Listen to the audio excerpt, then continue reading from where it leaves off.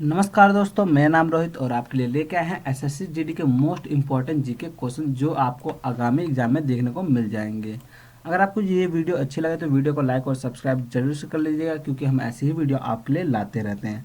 सबसे पहले आपको बताते हैं, इसमें आपसे 20 क्वेश्चन पूछे जाएंगे और टारगेट रहेगा आपका 15 क्वेश्चन। अगर आप 15 क्वेश्चन का जवाब दे देते हैं तो आप ये मान के चलिए आपकी जो जीडी की तैयारी है बिल्कुल सही चल रही है।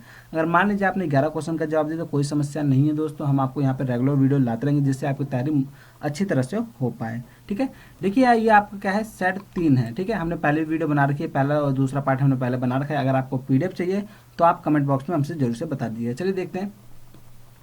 देखिए जो पहला क्वेश्चन यहाँ पे पूछा गया है वो है, अम्ल क्षार के साथ अभिक्रिया करके लवण और पानी बनाता है, इस अभिक्रिया को क्या कहते हैं। ठीक है, आपके ऑप्शन दे रखा है। ऑप्शन ए है अपघटन, दूसरा ऑप्शन आपका दे रखा है संयोजन, ऑप्शन सी है आपका अपचयन और ऑप्शन डी है आपका उदासीनीकरण। बताइए क्या होगा आंसर। ए बी सी आपके पास ऑप्शन दिख रहे हैं, आप बताइए क्या होगा आंसर। तो दोस्तों इसका जो आंसर होगा वो है उदासीनीकरण। ठीक है, नेक्स्ट क्वेश्चन पे आते हैं। नेक्स्ट क्वेश्चन आपसे पूछा गया है, मनुष्य में भोजन के पाचन से संबंधित प्रक्रिया कहाँ से शुरू होता है। ठीक है, यानी आपसे पूछा गया मनुष्य में भोजन के पाचन से संबंधित प्रक्रिया कहाँ से शुरू होती है। पहला ऑप्शन आपको दे रहा है, ऑप्शन ए है आपका पेट, ऑप्शन बी है आपका खाने की नली, ऑप्शन सी है मुंह और ऑप्शन डी है छोटी आंत। तो इसका आंसर क्या होगा, मुंह। ठीक है, आप चाहे तो इसे नोट भी कर सकते हैं। नेक्स्ट चलते हैं। नेक्स्ट क्वेश्चन देखिए आपका क्या है, स्ट्रिंग ऑफ पर्ल्स के अंतर्गत निम्नलिखित में से कौन सा बंदरगाह नहीं है। ठीक है, ये ऑप्शन आपसे पूछा गया है। ऑप्शन ए आपका दे रखा है कोचिन बंदरगाह, ऑप्शन बी दे रखा है आपका कोलंबो बंदरगाह, ऑप्शन सी आपका चिटगोंग बंदरगाह और ऑप्शन डी है हम्बन टोटा बंदरगाह। तो इसका जो आंसर है दोस्तों आप देख सकते हैं कोचिन बंदरगाह है। ठीक है, आप ऐसे क्वेश्चन जरूर से याद कर लें क्योंकि ये क्वेश्चन आपके एग्जाम में जरूर से पूछे जाते हैं ऐसे ही। ठीक है, नेक्स्ट क्वेश्चन पे आते हैं। नेक्स्ट क्वेश्चन आपसे पूछा गया है, आल्पस पर्वत के उत्तरी भाग में बहने वाली उष्ण शुष्क स्थानीय हवाओं को क्या कहा जाता है। देखिए आपके ज्योग्राफी से क्वेश्चन पूछे गए हैं, तो आपके ऑप्शन यहाँ पे देखें, फहान ऑप्शन ए है, ऑप्शन बी आपका सिराको, ऑप्शन सी है खमसीन और ऑप्शन डी है आपका चिनुक। तो क्या होगा आंसर, आप सोचिए समझिए और कमेंट बॉक्स में हमें बताइए कि आपको कितने क्वेश्चन का आंसर पता था पहले से। ठीक है, नेक्स्ट देखते हैं। इसका आंसर जो होगा दोस्तों वो है फहान। ठीक है, नोट करना चाहें तो नोट भी कर सकते हैं या फिर आपको पीडीएफ चाहिए तो कमेंट बॉक्स में हमें बताइएगा। नेक्स्ट क्वेश्चन देखिए।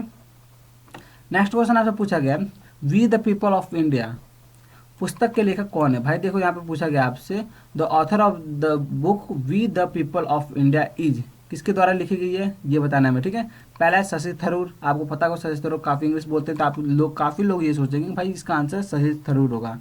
ऑप्शन बी आपका देखा नानी पालकीवाल, ऑप्शन सी आपका देखा डॉक्टर भीमराव अंबेडकर और ऑप्शन डी है पंडित जवाहरलाल नेहरू। तो आपको बता दें इसका जो आंसर है वो है नानी पालकीवाल। ठीक है, आप देख सकते हैं ऑप्शन में आपका आंसर दिया है नानी पालकीवाल। ठीक है, नेक्स्ट आते हैं क्वेश्चन पे। नेक्स्ट क्वेश्चन आपका, भारतीय संविधान में न्यायिक पुनर्विलोकन आधारित है, किस पर आधारित है भैया बताओ।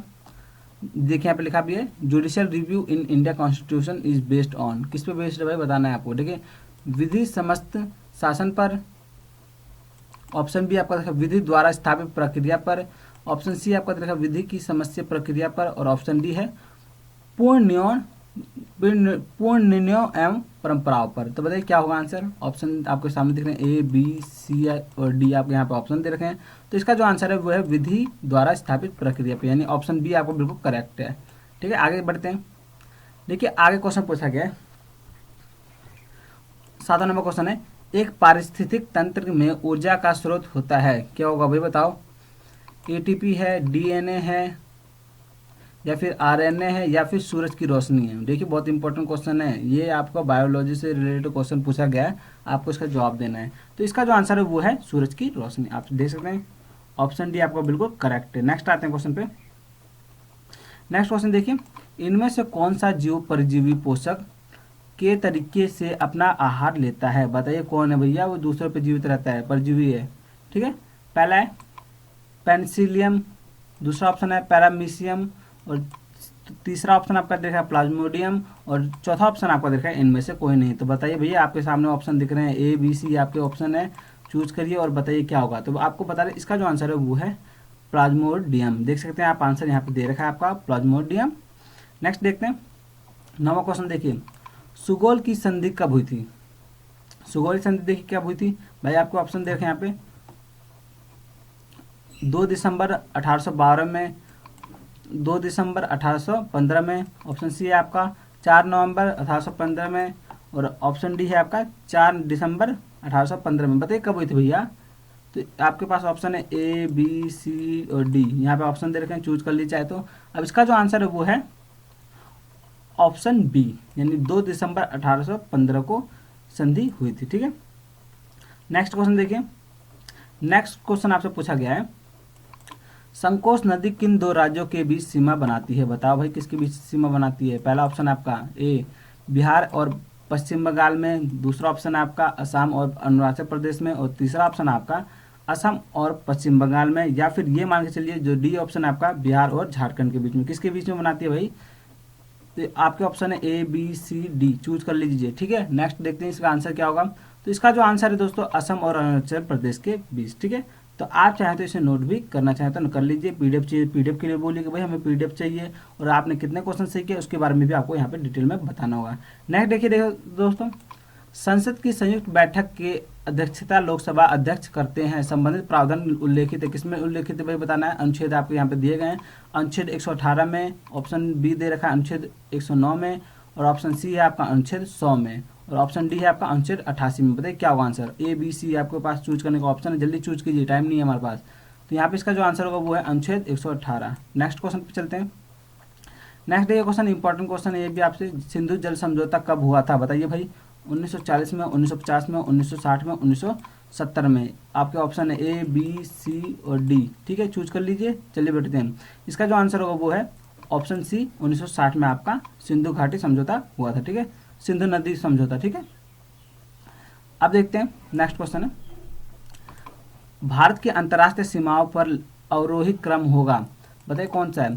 पाकिस्तान पहले आता है, नेपाल आता है, म्यांमार आता है, भूटान आता है, या फिर म्यांमार, नेपाल, भूटान, पाकिस्तान, या फिर सी पाकिस्तान, म्यांमार, भूटान, नेपाल, या ऑप्शन डी आपका दे रखा है पाकिस्तान, म्यांमार, नेपाल, भूटान। क्या होगा आंसर? देखिए अवरोही क्रम में आपको ये बताना है कौन आएगा पहले।